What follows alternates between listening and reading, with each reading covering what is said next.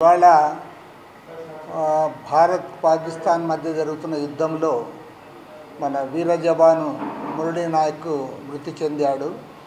అది తెలుసుకొనే నేను ఇక్కడికి రావడం జరిగింది. ఇప్పుడు ఇక్కడి నుంచి వెళ్ళి వారి కుటుంబాన్ని పరామర్శించి అదేవిధంగా సాయంత్రానికి ఆయన పార్థివ దేహాన్ని కూడా ఇక్కడ తీసుకొస్తున్న సందర్భంలో మరి అక్కడ పార్టీ తరఫున సిపిఐ తరఫున అక్కడ మేమంతా హాజరై నివాళులు అర్పించడానికే రావడం జరిగింది.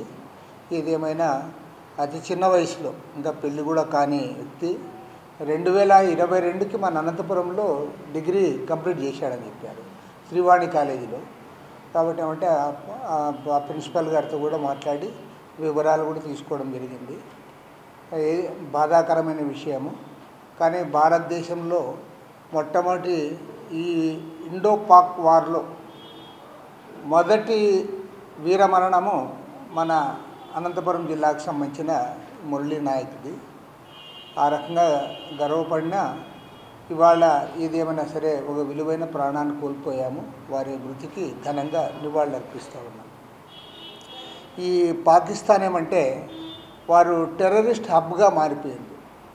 వాళ్ళు అల్-ఖైదా, లష్కర్-ఏ-తోయిబా, జైషే మహమ్మద్ రకరకాల పేర్లతో ఉన్న టెర్రరిస్టు సంస్థలకంతా కూడా పాకిస్తాన్ నిలయంగా మారింది.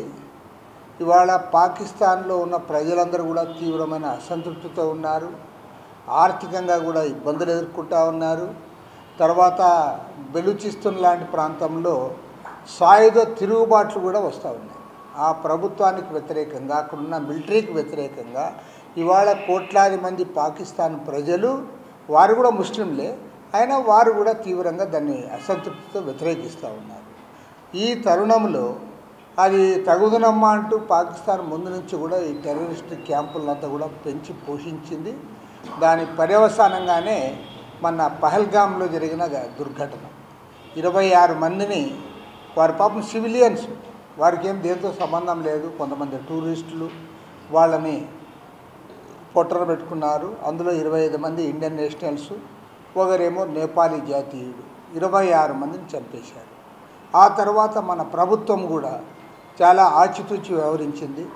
ప్రభుత్వం ఏదైతే అటాక్ చేసిందో అది కూడా ఏవైతే టెర్రరిస్టు క్యాంపులు ఉన్నాయో ఆ 9 స్థావరాలపైన అటాక్ చేశారు తప్ప ఎక్కడా పాకిస్తాన్ పౌరులపైన కానీ పాకిస్తాన్ మిలిటరీ కేంద్రాలపైన కానీ మన భారతదేశ ప్రభుత్వము మన రక్షణ శాఖ వారు ఏమాత్రం కూడా దానికి జాగ్రత్త వహించి చాలా కడు జాగ్రత్తగా దాన్ని వారు చేశారు. కాబట్టే ఇవాళ భారతదేశ వ్యాప్తంగా అందరూ కూడా ముక్తకంఠంతో ఈ టెర్రరిజానికి వ్యతిరేకంగా మన ప్రభుత్వం తీసుకుంటున్న చర్యలను మనం అందరం హర్షించాము, అందరూ కూడా బలపరుస్తూ ఉన్నాం. అన్ని రాజకీయ పార్టీలు, ప్రజలు, ప్రజా సంఘాలు, మేధావులు, అన్ని వర్గాల వారు, అది అన్ని మతాల వారు అందరూ కూడా ముక్తకంఠంతో టెర్రరిజానికి వ్యతిరేకంగా దీన్ని చేస్తూ ఉన్నాము. ఏదేమైనా సరే టెర్రరిజానికి తావులేదు. ఒక్క ఇండియానే కాదు ప్రపంచమంతా కూడా ముందుకు రావాలని కోరుతా ఉన్నాం.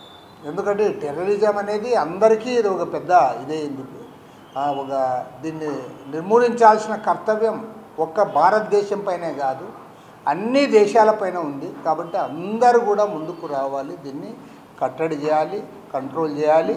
లేకపోతే నాగరిక సమాజంలో సాధారణ పౌరులు జీవించడానికి కూడా అనేక ఇబ్బందులు వచ్చే పరిస్థితులు కనపడతా ఉన్నాయి.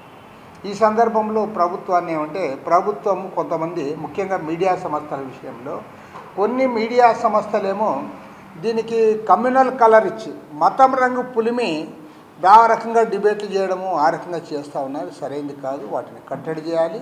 ఎందుకంటే we are all Indians, we are all one.